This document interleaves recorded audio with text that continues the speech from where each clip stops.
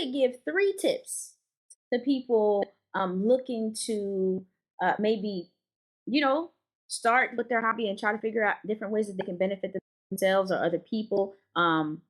What 3 tips would you give somebody? I don't want to necessarily limit it to travel blogging, but you can if you like to. But what are 3 tips that you would give somebody Right. either looking to travel and looking to couple maybe their content creation or their blogging or vlogging with traveling? What are some tips that you would give those particular individuals? Well, that's a very good question. Well, I would say definitely for one, like in my case, I love the globetrot. Like, I'm an expat and I'm a traveler, particularly in the Middle East. So it's like trying to find out what your niche is. That's very important. Like you have some people, like for example, I'm going to plug some of my friends. I'll say like Gabby, right? So like for example, my girlfriend Gabby, she's done an amazing job finding her niche. Like I was about to say I'm a millennial. She's a Gen Xer, right? So she focuses on Gen X. She has a very specific niche, Gen X, and the goal is to teach them how to travel for free. Everybody likes free stuff, right? So, but it's also that particular niche market of like recent college grads who are like still trying to figure out their way. So it's like when you get real specific about like who your target audience is, you'll be surprised at how many opportunities can come about. Like honestly, that's something I'm still working on. Like it's like dwindling down my niche. But that's a lesson that I've learned looking at some of these newbies out here, right? So finding your niche is very important. Finding your voice. So in her case, for example, or in my case, I love to travel. I love writing about expat life. Like you said, it may not be a travel blog, but what is how do you want to present yourself to the public? Is it just going to be the website only based on hotel reviews, or is it going to be based on your personal experiences, your lived experiences? Because at the end of the day, audiences, they really do want to get to know who you are. So you have to realize like how comfortable you feel with presenting about your everyday life and your struggles.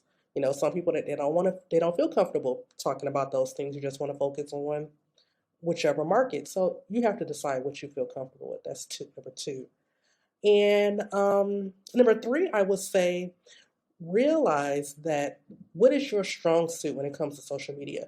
Do you want to work on podcasting? Do you want to work on travel blogging and writing? Do you want to work on vlogging? You don't have to do everything. That's something that I've come to realize. Find out what you feel the most comfortable with and start there. There's so many platforms. Like I don't have a TikTok. I was like, that's for the young folks, right? Like I was like, this whole TikTok, like every time I look up there's some new platform. You don't have to be on every single platform. Figure out what works for you. So those are my 3 tips.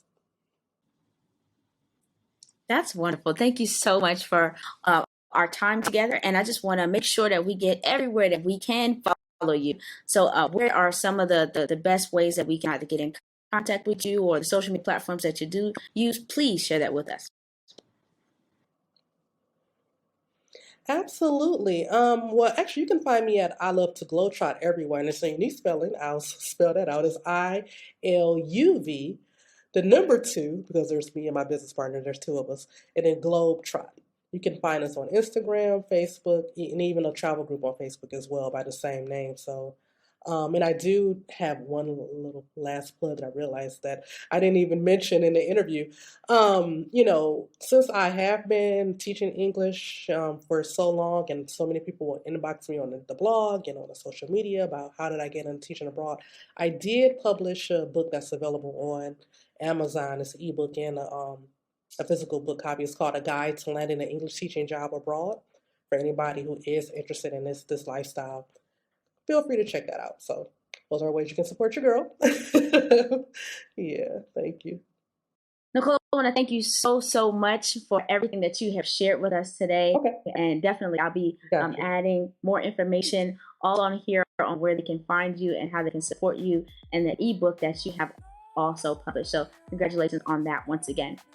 If you are out there and you know a unicorn, you are a unicorn, you want to have a conversation with me and share more with the world about what you do and how you can benefit others to receive this particular information, go ahead and comment below, give them a tag and let me know. And I look forward to seeing you all in the next interview. So thank you again, Nicole. Thank you so much, Abby. Take care, everyone.